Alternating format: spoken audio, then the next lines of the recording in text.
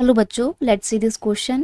And here this question says, why was the Simon Commission boycotted in India? Question आपसे बोल रहा है कि इंडिया में साइमन कमीशन को बॉयकॉट क्यों किया गया था. Simon Commission was appointed in November 1927. नवंबर 1927 में साइमन कमीशन को अपॉइंट किया गया था. The commission was named after sir John Simon who was the chairman of the commission.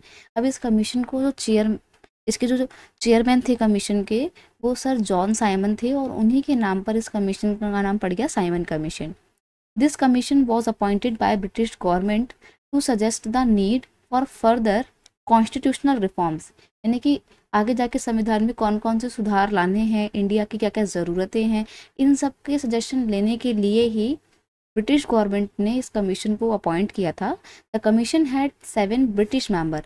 लेकिन देखिए, इस कमीशन में जितने भी मेंबर थे वो टोटल 7 मेंबर थे और सातों के सातों मेंबर ही ब्रिटिश मेंबर थे, बट नो इंडियन मेंबर. कोई भी इंडियन मेंबर नहीं था. अब आप सोचिए कि इंडिया के बारे में ही स्टडी करने आ रहे हैं कि इंडिया में कौन कौन से कॉन्स्टिट्यूशनल रिफॉर्म्स लाने हैं और इंडिया का ही कोई भी मेंबर नहीं है. तो इंडियंस को ये बात बहुत बुरी लगी.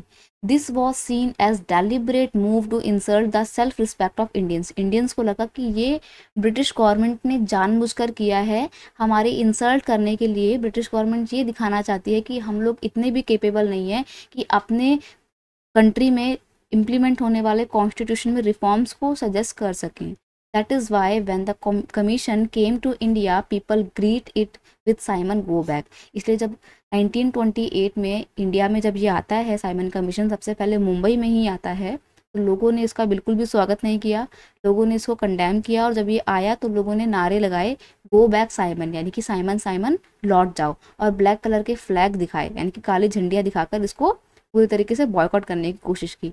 और बॉयकॉट क्यों किया? बस इसीलिए कि इसमें सातों के सातों मेंबर ब्रिटिशर मेंबर थे, कोई भी इंडियन मेंबर नहीं था. I hope you understood it well. Best of luck. Thank you so much.